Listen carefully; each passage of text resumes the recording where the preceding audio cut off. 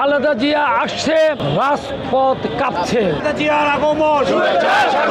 খালেদা জিয়া একমাত্র ব্যক্তি যে দেশ ছাড়া পালিয়ে যায় নাই।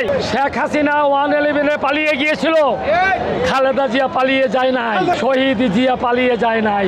আজকে হাসিনা তুমি কোথায়? তোমার মামার বাড়িতে আশ্রয় নিয়েছ। দেশনেত্রী বেগম খালেদা জিয়া আসবে, এটা প্রস্তুতির কোনো প্রয়োজন হয় না। বাংলাদেশের 18 কোটি মানুষ অধীর আগ্রহে মহান রাব্বুল আলামিনের কাছে দোয়া করছে, কবে দেশনেত্রী বেগম খালেদা জিয়া আসবে। যখন এই তারিখ নির্ধারিত হয়েছে, মানুষ উৎসব মুখর পরিবেশে গণতন্ত্রের মাতা আমাদের দেশ নেত্রী বেগম খালেদা জিয়ার বাংলাদেশে মাটিতে পা দিবে অধীর আগ্রহ অপেক্ষা করছে।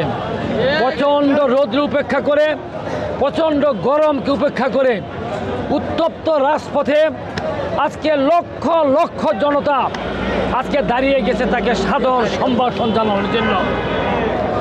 আজকে গগন বিগারী স্লোগান হচ্ছে, খালেদা জিয়া আসছে, রাজপথ কাঁপছে।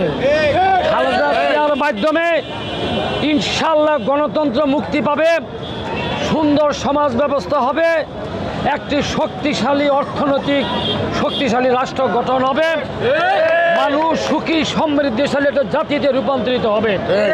আজকে তার জন্য আমরা প্রস্তুতি রাখবো। দেশনেত্রী বেগম খালেদা জিয়া যেখানেই যাবে সেখানে কোটি জনতার সমাগম হয়ে যাবে। কারণ খালেদা জিয়া একমাত্র নেত্রী।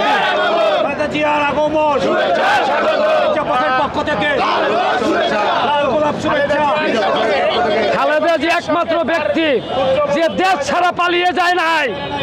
দেখেন 1971 সালে 26শে মার্চ শেখ মুজিবুর রহমান পালিয়ে গেছিল দেশ ছেড়ে। 7.5 কোটি মানুষকে অথই সাগরে ফেলে দিয়ে তারা পালিয়েছিল। আওয়ামী লীগের সকল নেতা কর্মী তারা লুঙ্গি পায়জামা পাঞ্জাবি ছেড়ে লুঙ্গি গামছা পরে ভারতে পালিয়ে গিয়েছিল। শহীদ জিয়া পালিয়ে যায় নাই। শেখ হাসিনা 111-এ পালিয়ে গিয়েছিল, খালেদা জিয়া পালিয়ে যায় নাই। আবার এই যে 2024 সালে আবার ছাত্র জনতার আন্দোলনের মুখে শেখ হাসিনা পালিয়ে গিয়েছে। এই হাসিনার বাংলাদেশ না, এই হাসিনার বাংলাদেশে আসতে পারবে না। খালেদা জিয়া পালায় না। খালেদা জিয়া 18 কোটি মানুষের সাথে রক্তের সাথে মিশে গেছে। আজকে হাসিনা তুমি কোথায়? তোমার মন্ত্রী পরিষদ কোথায়? আওয়ামী লীগ কোথায়? তোমার মামার বাড়িতে আশ্রয় নিয়েছ।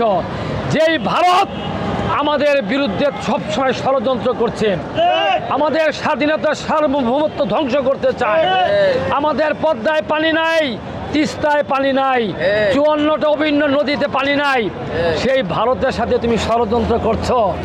বাংলাদেশে কোনো ষড়যন্ত্র শেখ হাসিনার সফল হতে দেওয়া যাবে না, সফল হতে পারবে না, আমরা সফল হতে দিব না।